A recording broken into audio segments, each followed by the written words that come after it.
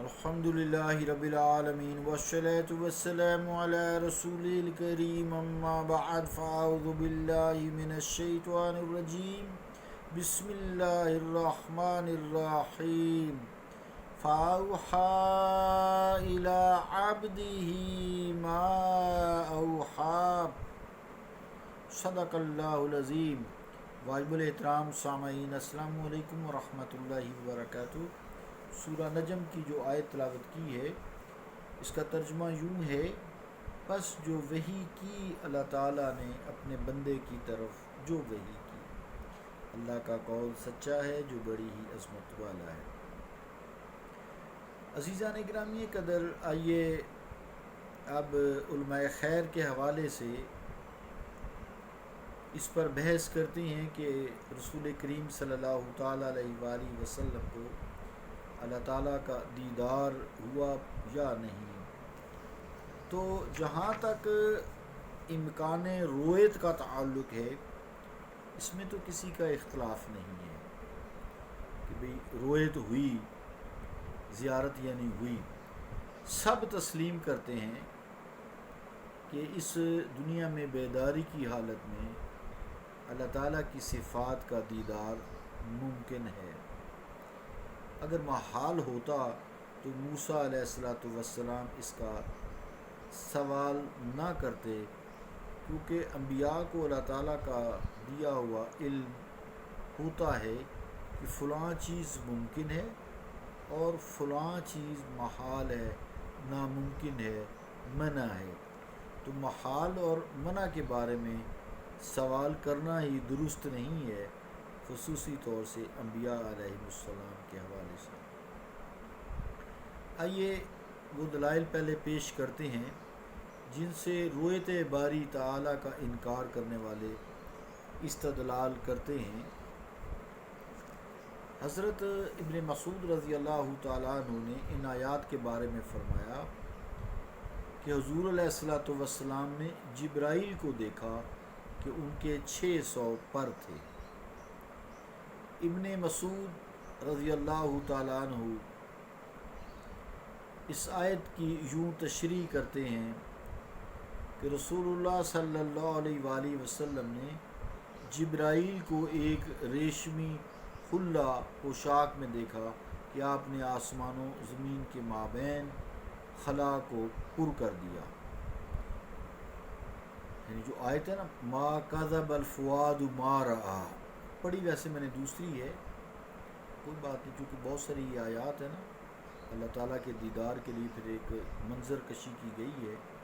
سورہ نجم کے حوالے سے بے شمار آیات ہیں، تو ما کذب الفؤاد ما رأى کے حوالے سے لکھتے ہیں کہ یہ جو نہ دل نے جھٹلایا، جو آنکھ نے دیکھا، یہ جبرائیل اس جبرائیل امین کو حضرت محمد مصطفیٰ علیہ السلام نے دیکھا کہ آپ ریشمی خلا پوشاک میں ملبوس ہیں اور آپ نے زمین اور آسمان کے خلا کو پر کر دیا۔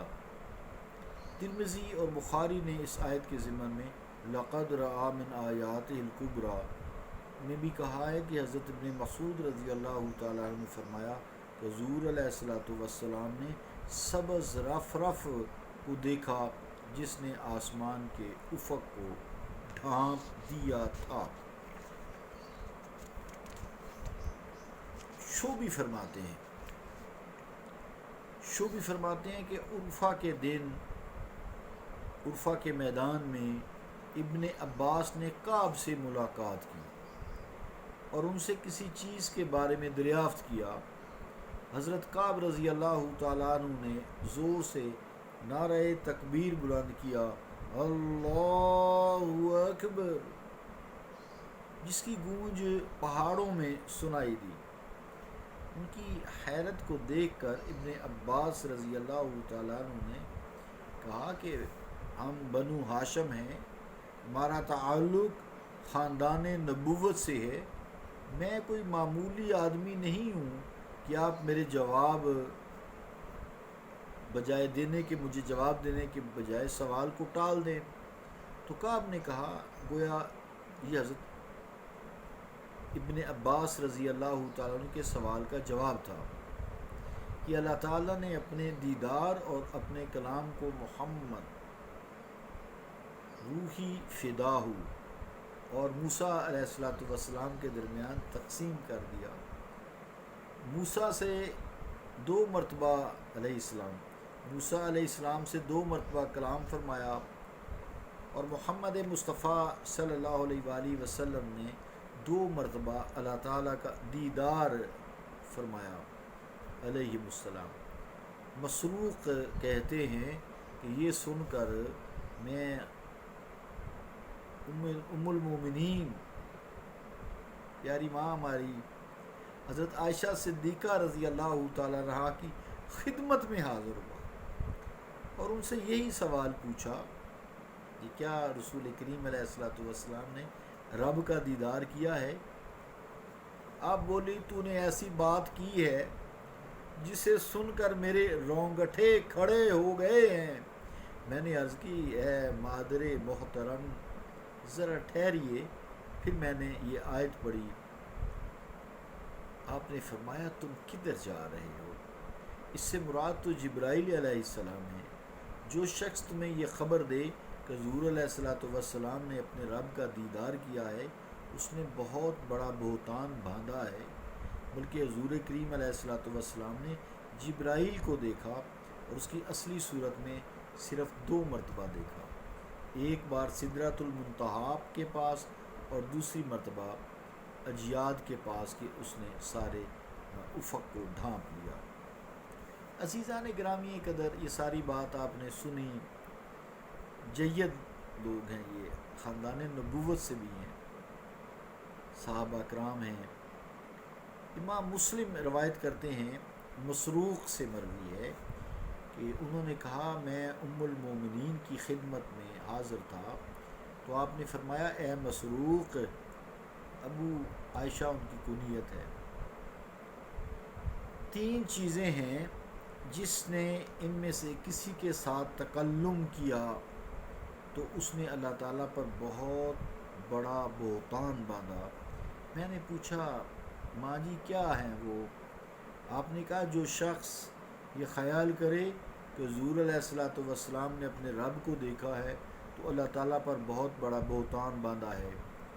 میں فرماتے ہیں ٹیک لگائے ہوئے تھا، اٹھ کر بیٹھ گیا اور عرض کی ہے ام المومنین رضی اللہ تعالیٰ عنہ، میری طرف دیکھیے، جلدی نہ کیجیے، کیا اللہ تعالیٰ نے خود نہیں فرمایا وَلَقَدْ رَآهُ بِالْأُفُقِ الْمُبِينِ کہ آپ نے اسے افق کے مبین میں دیکھا اور دوبارہ دیکھا؟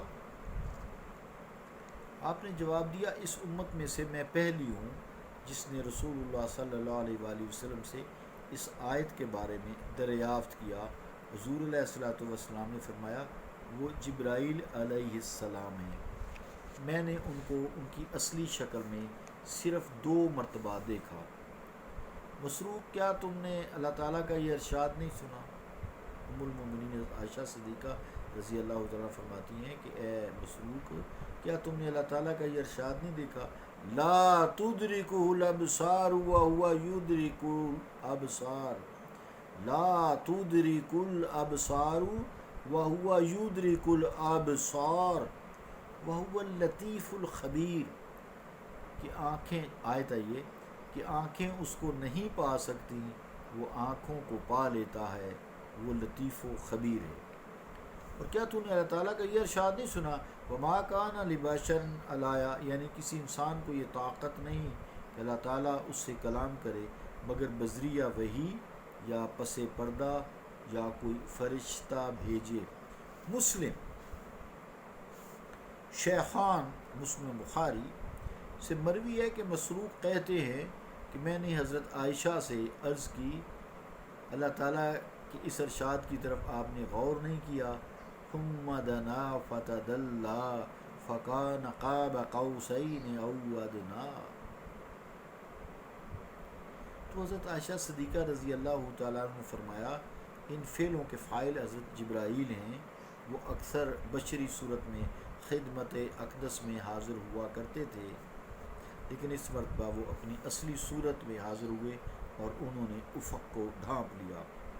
عزیزان گرامی قدر، ان روایات کا خلاصہ یہ ہے کہ حضرت عبداللہ بن مسعود رضی اللہ تعالیٰ عنہ کی بھی یہ رائے تھی کہ حضور علیہ السلام نے اللہ تعالیٰ کا دیدار نہیں کیا۔